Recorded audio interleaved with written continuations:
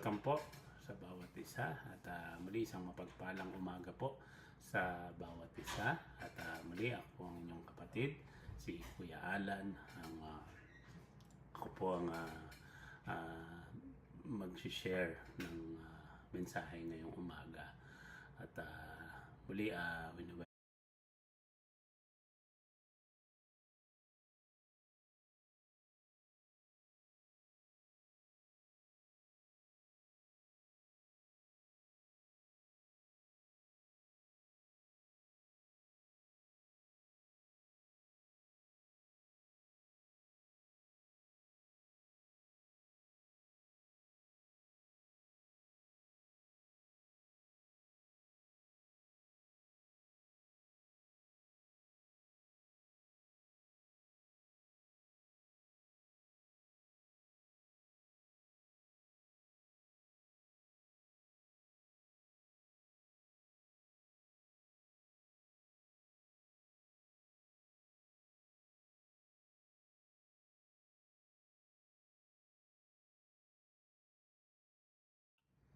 good morning muli mga kapatid. Welcome po sa bawat isa at muli isang mapagpalang umaga po sa bawat isa at muli ako ang inyong kapatid, si Kuya Alan.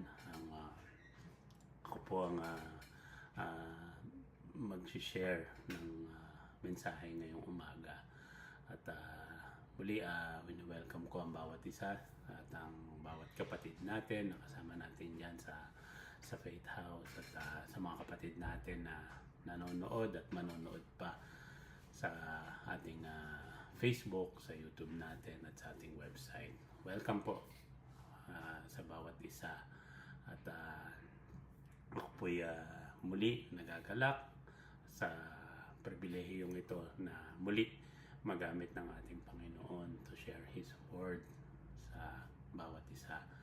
And kamusta po ang bawat isa sa atin? Tayo po ay muli mag-aaral at tayo nagpapatuloy sa ating sub-series, di ba? Tayo po ay nagkakaroon ng sub-series every month. Actually, yung last Friday ng ating buwan is hinalat natin for our sub-series topic. Di ba po? Ayun po, no? Ihanda po natin ang ating mga puso at ang ating isipan para sa mensahe ng ating Panginoon. At sige po, bago tayo mag-umpisa, inaanyayaan ko bawat isa na samahan ako sa isang panalangin. Sige po. Let's pray. Yes, Lord, Father in heaven, Lord, once again, pinupuri ka namin, sinasamba, dinadakila. Lord, ikaw ang aming Diyos na buhay na hindi nagbabago noon yan at magpakailanman. Lord, we pray sa oras na ito, Lord, na patuloy samahan mo po kami sa gawain mo, Lord, sa aming worship service, Lord. Lord, dalangin ko na patuloy bigyan mo ako ng knowledge, wisdom, and understanding, Lord, as I deliver your word.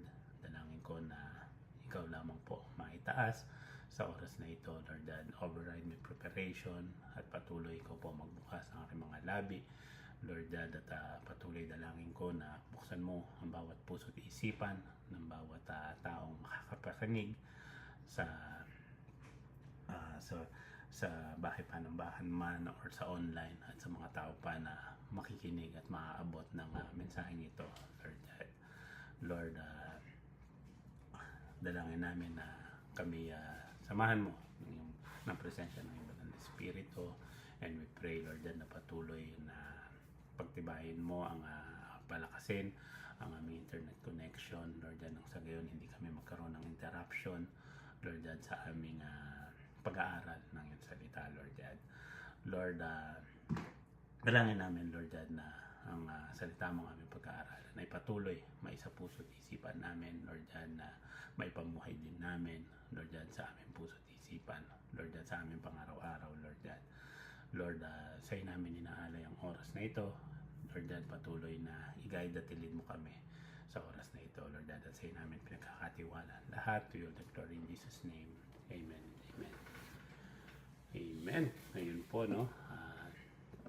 Bali yung sub-series natin, tayo nagpapatuloy sa sub-series natin sa Psalm 139. Ayun po, no? So, ang topic natin ngayon is about God's overwhelming power. Ito ay patungkol sa ating omnipotent God na makikita natin sa Psalm 139, Psalm 139 verse 13 to 18. So, in review po, no, let's have a short review lang about, I think meron na tayo na unang dalawang topic or sub-series na pinag-usapan natin. Last time, maalala ko is, ito'y patungkol sa God's inescapable presence, which was delivered sa atin ni Pastor Jeff of Father's House of Toronto. And, before yon is nagkaroon din tayo ng topic about God's wonderful knowledge na hinatid din sa atin ni Pastor Vince Marquez na tatay po ni Pastor Jeff. So sa dalawang topic na yun, no, napag-usapan po natin dito yung kumbaga attributes of God, about His omnipresence and omniscience. So bali ngayon araw na ito, as we continue ngayong oras na ito, as we continue our sub-series, tayo pa rin ay mag-aaral, pag-usapan pa rin natin ang isa sa attributes ng ating Panginoon. So, pero di ba, kumbaga bago tayo dumako sa topic natin, di ba, kung pag-uusapan natin or itatanong natin kapag sinasabing powerful or makapangyarihan, di ba? Sino ba yung pumapasok sa mga isip natin? Di ba? Bilang tao, di ba? Lalo nung bata tayo, pag sinabing powerful or makapangyarihan, ang pumapasok natin sa isip natin is ito, yung yan, yung mga superheroes, literal na superheroes. Kapag powerful ang pinag-uusapan, diba, nandyan sila. Superman, syempre, yan ang number one na superhero na kilalang-kilala ng mga bata, diba? So, ewan ko lang sa panahon niya yon kung sino na yung superhero na kilala nila. Baka si Dora the Explorer na, no? Ayun po, no? When we talk about being na powerful, yan niya, mapasok sa atin yung mga heroes, Marvel superheroes, sa DC superheroes, yung mga yan. And pagdating sa mga tao, nag-search ako ng mga kumbaga powerful people. Dito nakita ko yung the world's most powerful. Ito actually matagal na to, 2016. So ito daw yung top 10 according to Forbes Magazine annual rankings for 2016. Yan sila. Kung kilala nyo sila, yan. They're considered powerful daw ng mga tao. Si Vladimir Putin, alam naman natin hanggang ngayon. And si Donald Trump na hanggang ngayon na nagkakaroon ng kontrobersya. Di ba? So, yan. Yan si Mark Zuckerberg ang may likha ng ating social media, ang ating Facebook. Ayun po, no? So, sa mundo, masasabi natin na yan ang mga powerful na kinoconsider natin. Powerful in a way, kumbaga, physically. Like, they are fictional characters, gaya ng mga Marvel superheroes. Pero, di ba, ngayong umaga, ibang powerful naman ang pag-uusapan natin. Hindi powerful man or powerful physically at powerful na fictional character. So, bali ngayon, pag-aaralan natin yung katangian ng ating Panginoon na kung saan makikita natin yung sinasabing God's overwhelming power. Diba? Kumbaga yung napakatinding katangian or nature or attributes ng Panginoon na hindi gaya ng sa tao or fictional character na based on their own strength and abilities. And we know naman na ang power ng tao is, ng fictional characters is limited lamang. Diba?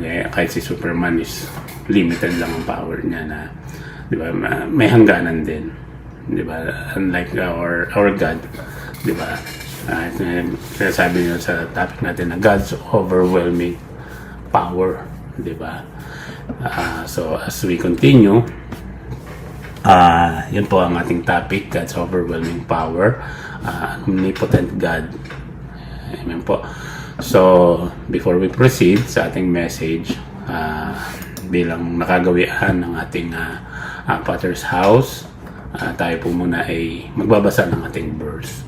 As we read the verse, may I ask everyone to stand and let's read the Word of God from Psalm 139. Sige po, sabay-sabay po tayong magbasa ng salita ng ating Panginoon. So, sige po, let's start. Sabay-sabay po tayo. Psalm 139 verse 13 to 18. Sabi po rito, "For you formed my inward parts, you wove me in my mother's womb. I will give thanks to you, for I am fearfully and wonderfully made. Wonderful are your works, and my soul knows it very well. My frame was not hidden from you when I was made in secret and skillfully wrought in the depths of the earth. Your eyes have seen my unformed substance, and in your book were all written the days that were ordained for me, when as yet there was not one of them. How precious also are your thoughts to me, O God. How vast is the sum of them. If I should count them, they would outnumber the sand. When I awake, I am still with you." Amen. Purihin po ang Panginoon sa pagbasa ng kanyang salita. So, as we study, di ba, kung pag-uusapan natin or identify natin, ano ba ang ibig sabihin ng omnipotent? Omnipotent, naririnig natin madalas yan, yung mga omni na yan. So, the word omnipotent comes from two words. Yung una is omni, meaning all, and potent, meaning power. Diba? Yan, narinig natin. Diba? May omnipotent, omniscient, omnipresent. Diba? Omni means all. Diba? And potent means power. Meaning all powerful. As with the attributes of omniscience and omnipresence, it follows that sabi na if God is infinite and if He is sovereign, which we know na siya talaga ay infinite at sovereign, and knowing that He must also be omnipotent, diba? And because He has all the power over all things at all times and in all His ways, diba?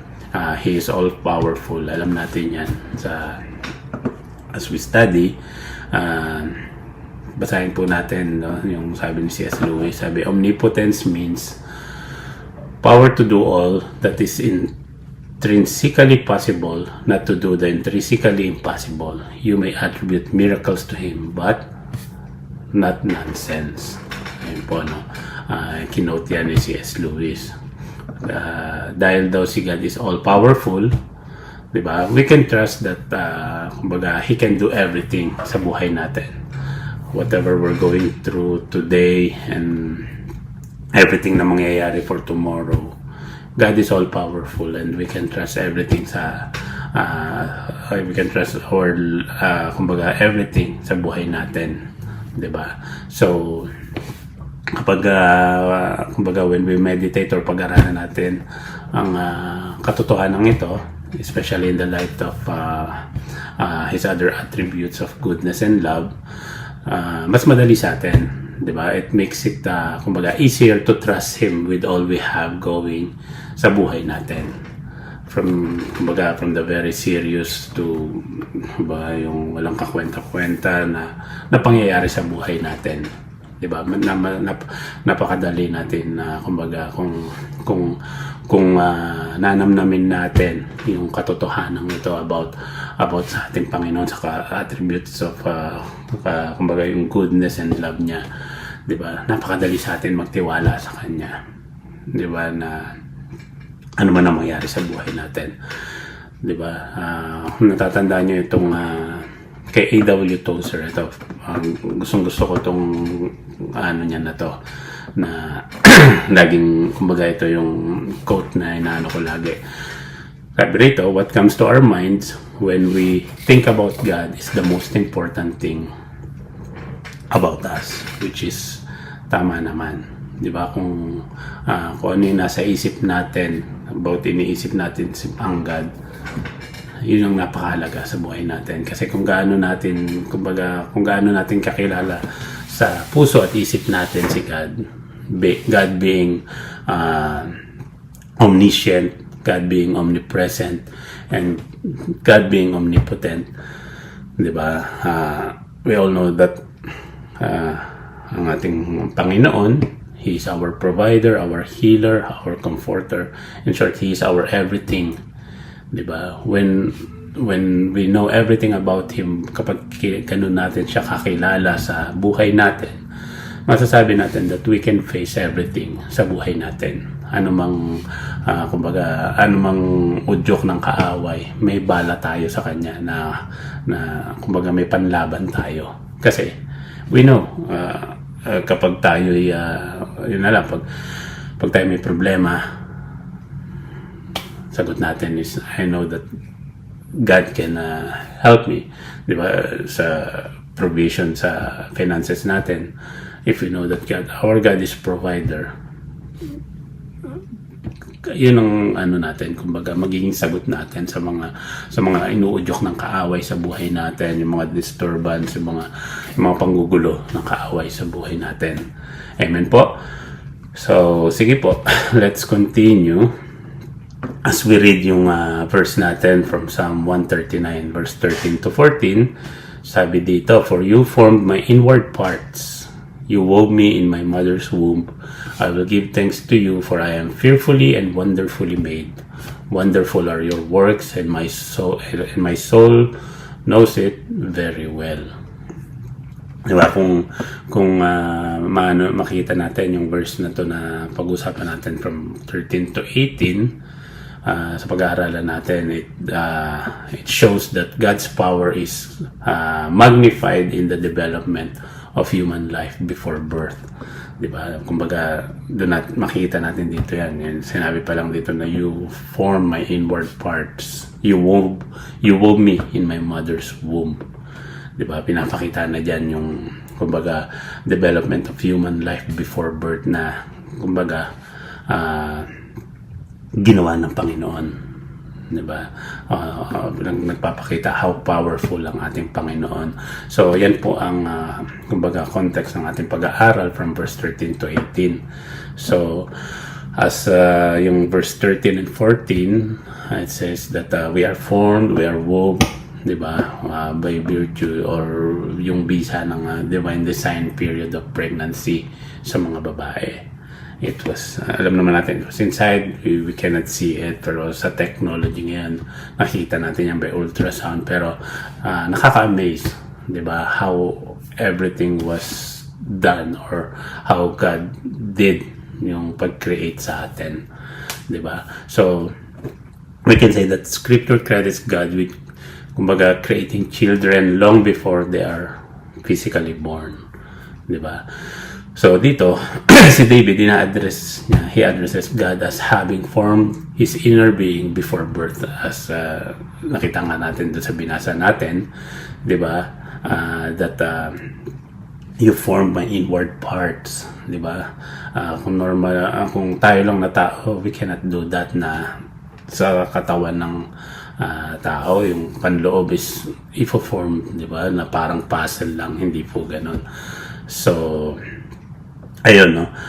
In-address ni David sa Panginoon na ang Panginoon having formed yung pagbuo sa kanya before birth. So, kung mapapansin natin, sa Book of Job, may sinabi rin si Job na something similar na makikita natin sa Job 10:11. Sabi ni Job doon is, you clothe me with skin and flesh and knit me together with bones and sinews. Sinews or sinews. Yeah. And tanong natin si Doc, ano po babasa dyan? So, yung sinews, sinerch ko yun is parang ano siya, sabi, tissue uniting muscle to bone or bone to bone. Ito daw is yung tendon or ligament, parang Tagalog ba nun is litid, parang ganon. So ayun, no? So yun, yung formation natin sa before birth. Yan yung pinapakita sa atin dito, 'di ba, na yun nga sinasabing somehow similar yung sa sinabi ni Job, 'di ba, yung knitting him together with bones, and yun nga yung part ng ligament na yun. So we know from Genesis, 'di ba, chapter 1 verse 27, sabi rito that we were created in the image of God. 'Di ba, basahin natin, sabi, God created man in His own image, in the image of God He created him, male and female He created them. So yung passage na to nire-reveal din sa atin that God wove us together in the womb. So we are, kumbaga, therefore not a product of kumbaga yung random na nangyari sa nature, 'di ba, na kumbaga hindi tayo basta na lamang sumulpot, 'di ba, sa mundo na kumbaga sinasabi sa atin sa atin na kumbaga hindi lang tayo basta suminga or sinasabi nilang putok sa buho. Sige, 'di ba? Because dahil ang Panginoon is omnipotent, handiwork, kaya tayo na-create. Hindi tayo basta sumingaw lang na gaya ng sinabi sa science na nagmula tayo sa unggoy, or hindi ganon. God crafted kumbaga each person in his or her mother's womb to be distinct individual. Ganon tayo kinrate ng Panginoon. We owe our existence sa ating Panginoon, at we owe it not sa, kumbaga sabi, happenstance or sa mga pangyayari na yun nga, sumingaw or nag-originate tayo sa unggoy. Hindi. We owe our existence sa ating Panginoon because He is an omnipotent God. He is all-powerful. Diba? Ayun, kung maano nga natin yan, iba na ang science na, di ba, nagkikreate sila ng clone, pero it's somehow different sa kapangyarihan ng ating Panginoon when we are made. So, and dahil nga dito, no, yung human life daw, both before and after birth is, kumbaga, banal. Di ba? Masasabi natin na ang buhay ng tao is banal. 'Di ba? Kumbaga, yung unborn child is not simply tissue na kumbaga na discard at mother's discretion. So since every human being is created in the image of God, kumbaga, we will consider it a heinous sin or kasalanan to commit murder. 'Di ba? By whether by alam natin yung abortion, 'di ba? Yung pagpatay sa sarili or taking someone else's life in act of rage, yung mga kaguluhan. So always remember that every person, whether male or female, ano man yung lahi niyan, ano man edad niyan, ano mang pananaw niyan, yan pa rin ay nilikha ng ating Panginoon. And nilikha ng Panginoon yan at alam ng Panginoon yan, or kumbaga everyone, every individual, God knows us completely, kumbaga mula from head to toe is alam tayo ng Panginoon. So because of this, we believers, or we are all called upon na kumbaga to love even our enemies, di ba? Umpisa natin to first by acknowledging yung value ng bawat isa, 'di ba? Kasi nga we are all knit together by God, or we are all created by God. Amen po. So sabi nga rin sa Psalms 119:73, God created us, your hands made me and fashioned me. 'Di ba? Imagine mo yung kung paano tayo nilikha ng Panginoon, 'di ba? Pinapakita dito being omnipotent It figuratively, kumbaga, refers to God's involvement sa human life, yung pinag-aaralan natin dito, which is yung birth natin while we are in our mother's womb. Talagang masinsin tayong nilikha ng ating Panginoon. So, God providentially watches over the development of the child while yet in the mother's womb, as it was said in this verse, di ba, yung Isaiah 44:24. Sabi dito, "This is what the Lord says, He who is your Redeemer and the one who formed you from the womb, I the Lord am the maker of all things, stretching out the heavens by myself and spreading out the earth alone." So, being one who formed us, He knows everything about us, for sure. He is omnipotent for creating us. And He is also omniscient, that He knows everything about us because siya ang naglikha sa atin. Siya ang gumawa sa atin. So, contemplating or sa pag-aaral natin that God nilikha tayo sa sinapupunan ng magulang natin, makikita rin natin that David, he praised God for his omnipotent act of creation. Diba, nakita natin dito yung pagpuri ni David sa Panginoon. He especially notes how God's creative power is beyond human comprehension. Diba, nakita natin dito, diba, hindi tarok ng ating pag-iisip, di ba, yung pag-create sa atin ng Panginoon.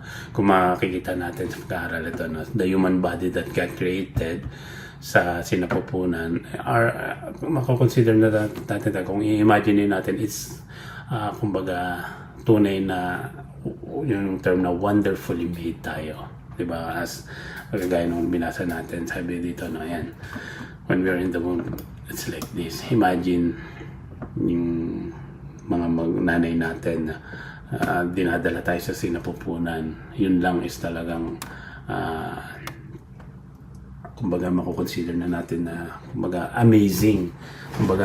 Napaka-powerful ng Panginoon to do that na in His creation. Sinasabi nga dito, no?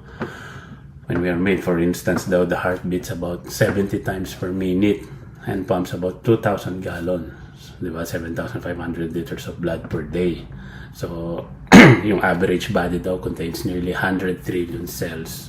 The brain contains daw 100 billion nerve cells. And yung human kidneys process daily about 130 quarts, about 123 liters daw yun of blood na mag-filter out ng waste and water. Diba? Imagine nyo yun. Yung skeletal system daw natin has 206 bones connected to an intricate system of tendons, cartilage, and ligaments. So the skeletal system not only enables us to move, but also help us to produce blood, and it stores calcium. Diba? Kung isipin mo, kaya bang gawin yan ng isang tao lang? Diba? So, for instance, sabi, ayun yung natin, kung paano ka-amazing or kung paano makapangyarihan natin Panginoon. Kung mapapansin natin, kung pag-aaralan natin, everything was created in details, diba? Talagang detalyado, diba? Consider natin that how powerful ang ating Panginoon sa pag-create sa atin. So, ayun po, no, makikita din natin that David recognized God's creation of man was both, marvelous and distinct from the creation of everything else. Diba? Kung mapapansin natin, no two persons are completely identical, and human beings are distinct from animals. Diba? Alam natin, diba? Even yung thumb mark natin sa bilyon-bilyon tao sa mundo, walang identical dyan. Diba? So, walang identical, unique ang bawat isa sa dami ng tao na create ng Panginoon. Walang identical. Diba? Minsan may hawig man kayo ng itsura, pero everyone is unique. Amen po. So, dito, David was fully convinced that God had fearfully and wonderfully made him. Kaya sabi niya, my soul knows it very well. Diba? Sinabi ni David. So, kung imagine natin, talagang napaka-powerful ng Panginoon in creating us. Amen po. So, sige po, let's continue. Sabi po dito sa Psalm 139, 15, 16, no? As we continue yung verse natin, sabi, my frame was not hidden from you when I was made in secret and skillfully wrought in the depths of the earth. Your eyes have seen my unformed substance, and in your book were all written the days that were ordained for me, when as yet there was not one of them. So, kumbaga dito pinatutungkulan or sinasabi na kumbaga it focus on the kumbaga sa sinapupunan when we are formed. Sabi sa verse dito, si David, he mentioned that his frame was not hidden from God when God made him in secret. Diba? Yung sinabi niyang my frame, it signifies the strength or framework of the body. Diba? Essentially, kumbaga, meaning yung skeletal structure ng ating katawan.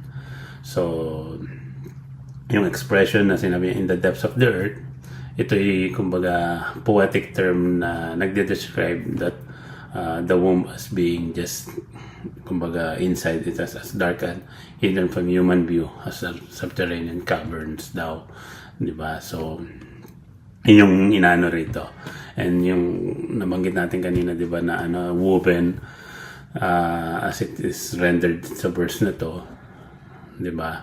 Yung term kumbaga yung term na to, it refers to the skill of an embroiderer or someone skilled in needlework. Kumbaga yung term na woven is kung paano kinreate talaga na in details, 'di ba? Gaya yung mananahe, 'di ba? 'Di ba yung skill niya in needlework. Pinapakita dito na yung sa woven na ito yung creation ng God ng Panginoon sa atin. So we can say that God's creation of the human body dun sa sinapupunan niya is kumbaga masterpiece of design and workmanship. 'Di ba? Yung conception and gestation, 'di ba, na dinesign by God na kumbaga it is as miracles na naglilid sa birth, na kumbaga it leads to birth ng tao. Amen po. So beyond the physical wonder ng ating human body, nabanggit niya natin that every person is made in the image of God. Diba? And sabi nga sa Bible, to murder what God creates in the womb is an attack on the image of God. As in, kumbaga, considered murder. Diba? Makikita natin yan sa Genesis. Diba? Hindi ko inimbento yan. Ito'y sinabi sa Bible. Sinabi ng Panginoon sa Bible. So, in Bible times, conception and birth, ito'y kumbaga yung conception and birth na nilikha ng Panginoon, mako-consider natin itong occasions to celebrate, di ba? As gaya ng ginagawa natin sa mundo ngayon, sa buhay natin. When we have a birth, kumbaga may pinapanganak, when there is a birth, we celebrate, di ba? And napakita sa atin dito that children were considered gifts from the Lord, di ba? And sabi naman niya ng Panginoon sa Psalm 173 na we consider them as gift from God, di ba? Makikita natin na yung mga character sa Bible na yung time na lang na si Eve na nag-conceive at pinanganak si Cain. Anong sabi niya? I have gotten a man with the help of the Lord, di ba? Nanggaling siya sa Panginoon. So ang ganun din yung kay Hannah nung nanganak siya, di ba? Nung pinanganak niya si Samuel, sabi niya, I have asked for him from the Lord. Kumbaga, pinag-pray niya sa Panginoon yan. And when she had weaned Samuel, di ba? Kumbaga, nung pinanganak niya si Samuel, she dedicated him to the service in the temple, and nag-offer din siya ng papuri sa Panginoon. Amen po. So, we consider yung yung pangangana or yung birth, we consider it occasion to celebrate. Kasi nga, we are created by God. We are created from the image of God. Amen po. So, basahin natin itong Ecclesiastes 11:5. Sabi dito, just as you do not know the path of the wind and how bones are formed in the womb of the pregnant woman, so you do not know the activity of God who makes all things. Diba? Hindi natin yan. Kumbaga, ang Panginoon lang talaga ang nakakaalam ng kumbaga yung pag-create niya sa atin. So dito sa verse natin, kumbaga God sovereignly ordained David's life before he was conceived.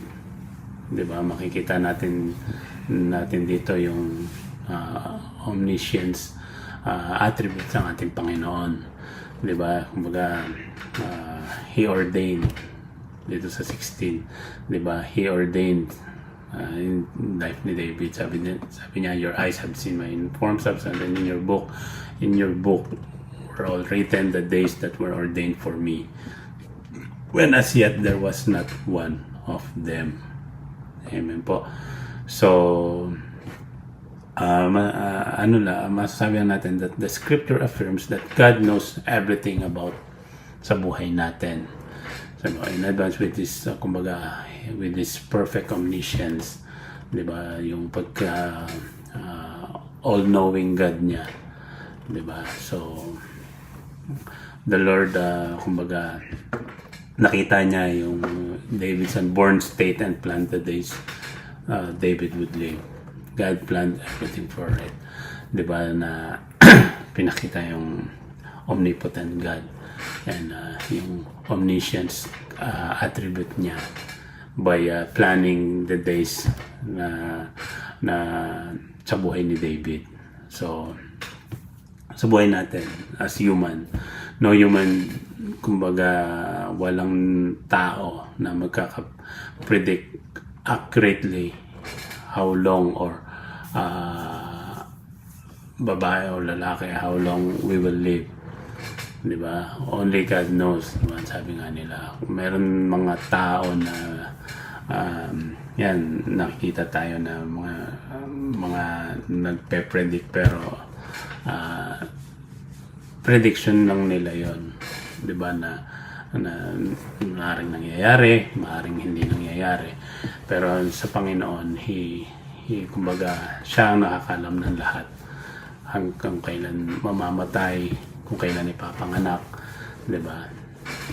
Sa Proverbs 27:1, it warns us na hindi na kumbaga yung sabing huwag tayong maging presumptuous or mapangahas, 'di ba? Sabi nga, when we speak about life, sabi Proverbs 27:1, do not boast about tomorrow, for you do not know what a day may bring.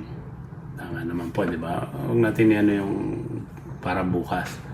Diba, hindi natin alam kung ano mangyayari. And si James, kumbaga nag-counsel siya or nagpayo siya dito sa James 4:13-14. Sabi, come now, you who say today or tomorrow we will go into such and such a town and spend a year there and trade and make a profit, yet you do not know what tomorrow will bring. Diba? So kumbaga, how should we deal with the reality that we do not know how many days we will live? Diba? Paano natin madidil yon sa buhay natin na hindi man natin alam, maaaring bukas hindi mo alam, diba? Kausap mo lang ngayon, mababalita mo maya-maya at may makikita kang post, kausap ko lang siya kanina pero wala na. So sabi dito ni James, we should live each day doing the Lord's will and trusting that the results are ultimately up to Him. Diba? Sabi niya, James 4:15, we should live each day doing the Lord's will and trusting that the results are ultimately up to Him. And yan nga rin daw natin, let's pray like Moses did dun sa prayer niya sa Psalm 90:12. So sabi, so teach us to number our days that we may get a heart of wisdom, sabi sa Psalm 90:12, di ba? Lagi nating teach us to number our days. Di ba? So, sa mga pinag-aaralan nating verse na to, di ba, God's character, makikita natin na yung character niya goes into the creation of every person. Kaya, kumbaga, God created us. Di ba? Bawat isa sa atin, ang Panginoon na naglikha sa atin. Di ba? So, we are, kumbaga, in-advise lang tayo na when we feel worthless, or even sometimes na nararamdaman natin na we hate ourselves, di ba? Remember lang natin or tandaan natin that God's Spirit is ready and willing to work sa buhay natin. Di ba? Because of Jesus Christ, when we accepted Jesus Christ, we are new persons. Di ba? So, we should have as much respect and regard sa sarili natin as our Maker has for us, 'di ba? Yung as our Maker created us, 'di ba? We should respect and pahalagaan natin ang buhay natin, kagaya ng pagpapahalaga ng Panginoon sa buhay natin. Amen po. So tuloy po tayo, no? Yung verse natin na to, yung napag-usapan natin mga verses na to sa panahon ngayon, di ba? Siguro kung isipin natin si David, magugulantang siya, di ba? Kung nabubuhay siya ngayon, masasabi natin masyasyak siya. Sa panahon kasi ngayon, napakadali na di ba, as we talk about yung creation or pag-create sa atin ng Panginoon in details, di ba, pero sa panahon ngayon napakadali sa mga tao na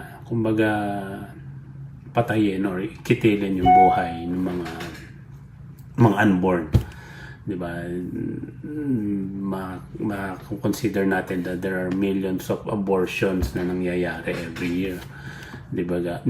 And yung political and social acceptance sa mga pangyayaring ito, di ba, na nangyayari sa mundo.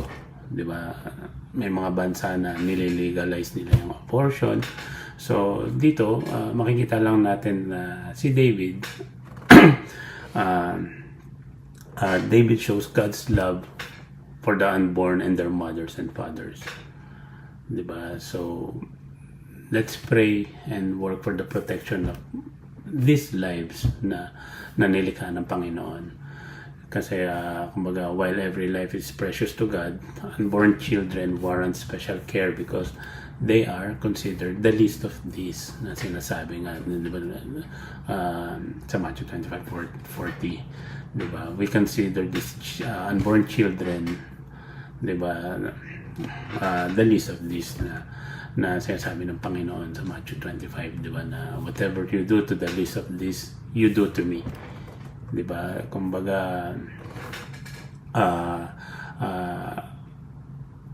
Ano man ang ginagawa natin sa mga unborn na yan is talagang nasasaktan ng Panginoon. Di ba? So, the most vulnerable na ang creation na ito, yung mga unborn na yan na nasa sinapupunan, wala pa silang voice sa, hindi pa nila madedefend or maalagaan yung sarili nila, na sinapupunan pa lang is pinapatay na sila. Amen po. So, ayun po, malapit na po. Let's go sa ating last two verses, yung Psalm 139, 17 to 18. Sabi dito, how precious also are your thoughts to me, O God. How vast is the sum of them. If I should count them, they would outnumber the sand. When I awake, I am still with you. Amen. So, dito, David expresses yung amazement sa infinite mind ng ating Panginoon compared to the limited mind ng tao, especially in relation to yung physiology of human life. Amen po. So, understanding that God is all-knowing, it causes David to reflect on God's intimate understanding. Kumbaga, he treasures the fact that God thinks about him sa verse na to. So, he considers those thoughts, di ba, highly valuable, kumbaga weighty and innumerable. So, sa tagpong to, kumbaga, David wanted to know and honor God's other thoughts, including His will. Diba? Basahin natin dito sa Psalm 25, 4-5. Sabi, make me know your ways, Lord. Teach me your paths. Lead me in your truth and teach me, for you are the God of my salvation. For you, I wait all day. Amen? So, sabi nandito that it is conceivable to the human mind that our Creator would think so often and deeply about each of His children, but it is true. Diba? Lagi tayong nasa isip ng ating Panginoon. And we know that God's plan is for us. Diba? Na mababasa natin yan. Check nyo na lang sa Proverbs 3:5-6, Ephesians 2:10, Romans 8:28-30. Mga that God has plans for us. Diba? He cares for us. Lagi natin tatandaan yan. God always cares for us. So, mga nangyayari sa buhay natin, alam ng Panginoon yan. So, He created and controls the universe. But He condescends to think about us. Diba? Siya naglikha ng lahat, pero He still, kumbaga, iniisip niya pa rin tayo palagi. Diba? So, may mga pagkakataon na, diba, na nagkakasakit tayo, diba, nagkakaroon tayo ng struggle, ng mga problema, diba, minsan may mga nawawalan ng trabaho, nagkakaroon ng financial crisis sa buhay. Lagi natin tatandaan that God's thoughts are upon us to carry us through the harrowing situation. Alam ng Panginoon ang bawat nangyayari sa buhay natin. Diba? Alam niya yan. Lahat ng struggle mo, diba? Alam ng Panginoon yan. Sa buhay ko, marami na rin akong na-experience. And I know that God knows everything na nangyari sa buhay ko. And sa bawat situation, sa bawat struggles, sa bawat nangyayari sa buhay natin, lagi natin tatandaan na andyan ang Panginoon. He's all-powerful. He is all-knowing. Lahat is walang imposible sa Panginoon. So, there we will discover, diba, kumbaga, if we want to learn kung ano ang ng thoughts ng ating Panginoon for us, diba? Alam natin kung anong gagawin natin diba? Alam natin kung saan tayo pupunta. Kung gusto nating malaman kung ano yung gusto or plano ng Panginoon para sa buhay natin, diba? Lagi tayong sinasabihin na we study and read His Word, diba? And sa buhay natin, diba? Nasa salita ng Panginoon ang kasagutan sa lahat ng nangyayari sa buhay natin. Diba?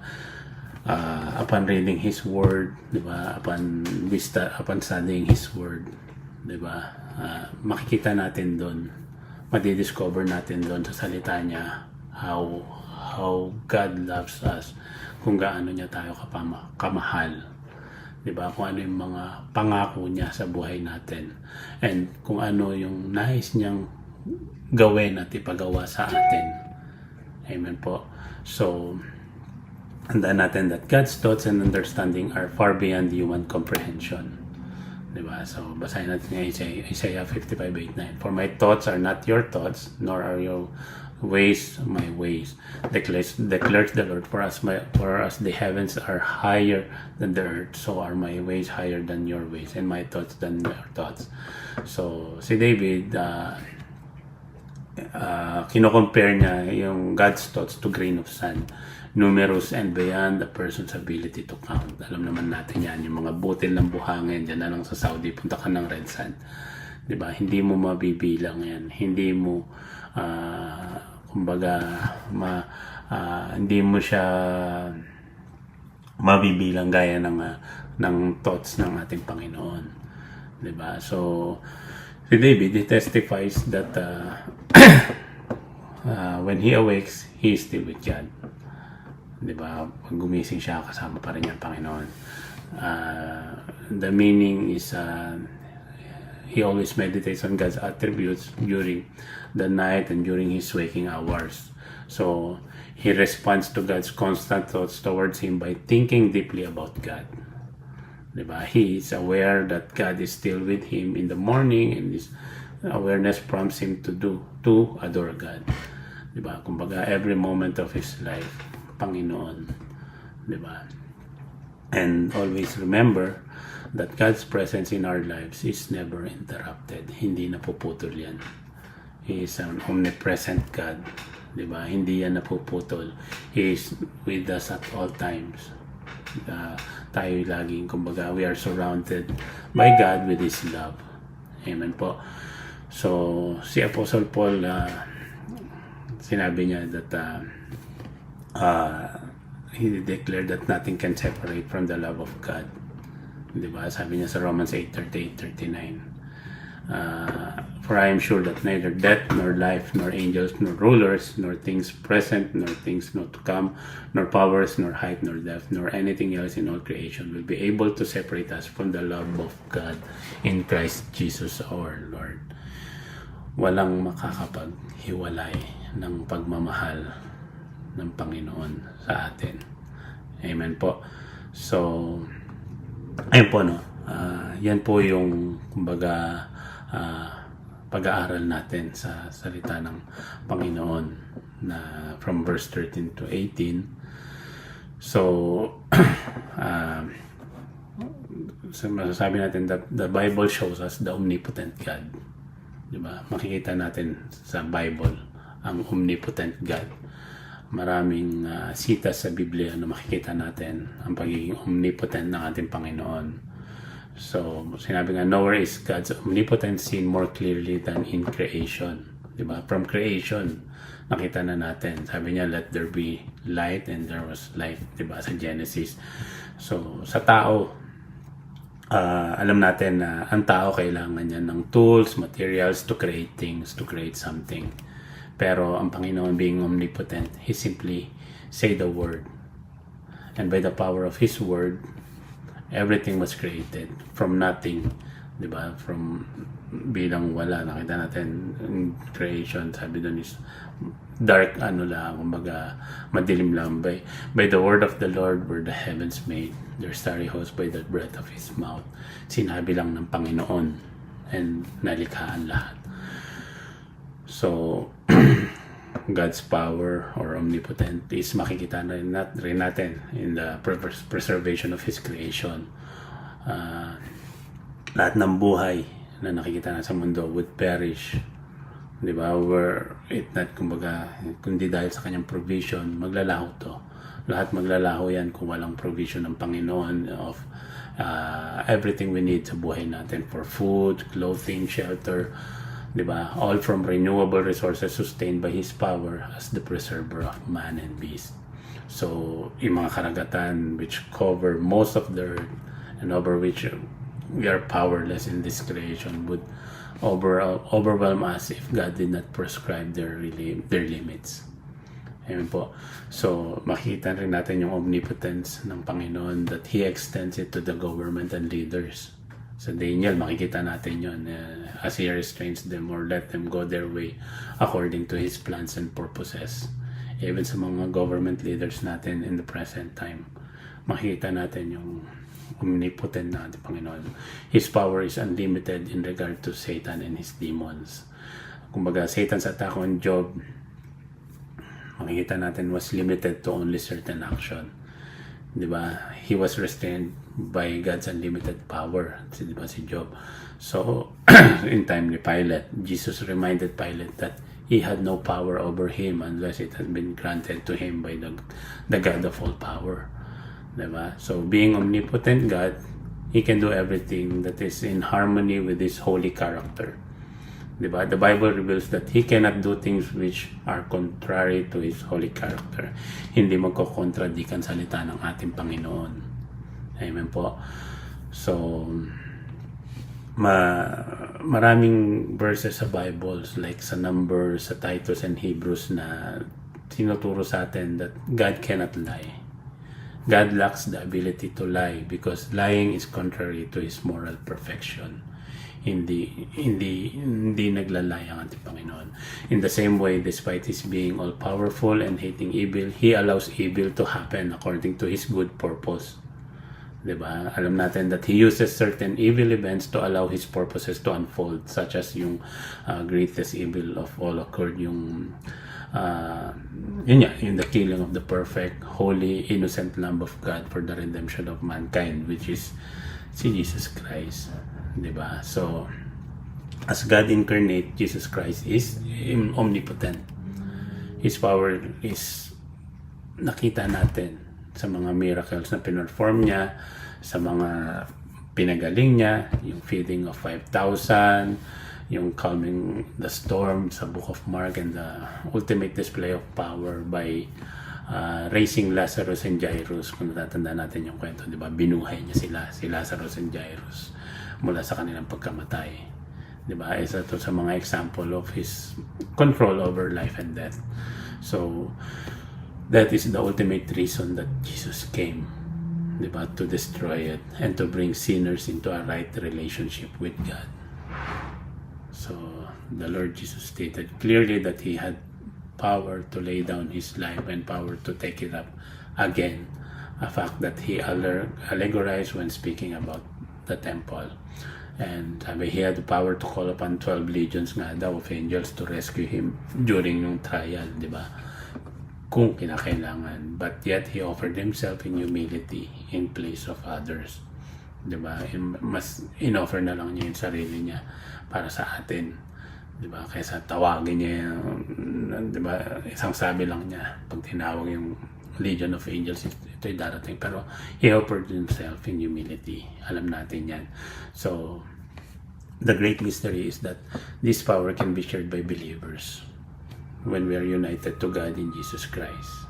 Diba? So, sabi ni Paul, therefore, I will boast all the more gladly about my weaknesses so that Christ's power may rest on me. Sabi niya sa 2 Corinthians 12:9. So, God's power is exalted in us most when our weaknesses are greatest, because he is able to do immeasurably more than all we ask or imagine according to his power that is at work with us. Makikita natin yan sa Ephesians 3:20. So it is God's power that continues to hold us in a state of grace despite of our sin, and by his power we are kept from falling. His power will be proclaimed by all the host of heaven for all eternity. Diba? And naway yun ang kumbaga maging endless prayer natin sa buhay natin. Diba? Sa buhay din natin, let's consider every day, or let's put in our heart every day kung sino ang ating Panginoon sa buhay natin. Ang ating Panginoon bilang makapangyarihan, all-powerful, all-present and all-knowing God. Diba? As we close, let's always remember that there is nothing too hard sa ating Panginoon. There's nothing too hard for an omnipotent God.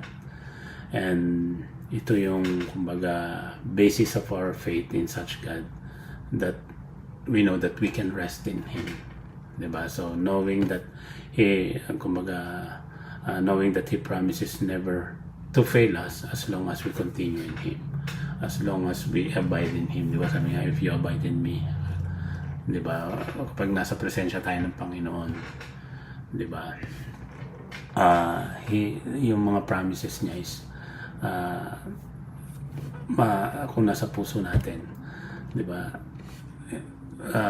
kumbaga, He has known us from eternity, even before creation. Kilala tayo ng Panginoon, ikaw, ako, bawat isa sa atin, di ba? And kung saan we will all appear in the course of time that makakaharap natin siya, di ba? And sabi nga, He even foresaw our sin in all its ugliness and depravity, yet minahal pa rin niya tayo. He sets His seal upon us, and He drew us to that love in Jesus Christ, di ba? Binigay pa rin niya ang buhay ng kanyang bugtong na anak. Amen po. So, makikita natin ang Panginoon face to face, but yung knowledge of Him kumbaga, will never be complete. Our wonder, love, and praise of Him shall go on for all time ng buhay natin sa habang buhay, di ba? So, aralin natin at i-appreciate natin more and more about our all-powerful God. Amen po. So, lagi natin in everything na mangyayari sa buhay natin, lagi natin tatandaan of who God is sa buhay natin. Diba? Include natin yun sa prayer natin when we pray. Diba? Na sa buhay natin, in every circumstances, in every situation, i-remind tayo lagi sa puso't isipan natin of who God is sa buhay natin. God being all-powerful, all-present, and all-knowing. God being our provider, our healer, our comforter, our everything. Diba? Itanim natin sa puso't isipan niya na lagi tayong i-remind ng Panginoon of who He is sa buhay natin. Amen po. So, yun naman po, and glory to God po. Sige po, let's close in prayer. Yes, Lord, Father in heaven, Lord, once again, salamat po, Lord God, sa salita mo na aming napag-aralan of you being an omnipotent God, Lord God. Lord, thank you, Lord God, for reminding us, Lord God, how powerful you are from the creation of our lives, Lord God, kung paano mo kami ginawa or nilikha sa sinapupunan ng aming magulang, Lord God. Lord, maraming salamat po for the blessing of life, Lord God, na pinagkaloob mo sa amin, for giving us life nung pinanganak mo kami, Lord God, and for every day, Lord God, na binibigay mo sa aming buhay. Lord, maraming salamat po, Lord God. Truly, Lord God, na ikaw ay ang aming omnipotent God, omniscient God, and omnipresent God, Lord God. Lord, sa puso't isipan namin, patuloy na itanim mo, Lord God, na bilang kung sino ka sa buhay namin, Lord God, na sa bawat struggle, bawat victory man, problema man, Lord, ikaw ang laging maiisip namin, ikaw ang laging pasasalamatan namin sa buhay namin, Lord God. Lord, maraming salamat po sa salita mo namin na pag-aralan. Lord, dalangin niya po namin na patuloy sa araw-araw ay may sa puso namin ito at may pamuhay, Lord God.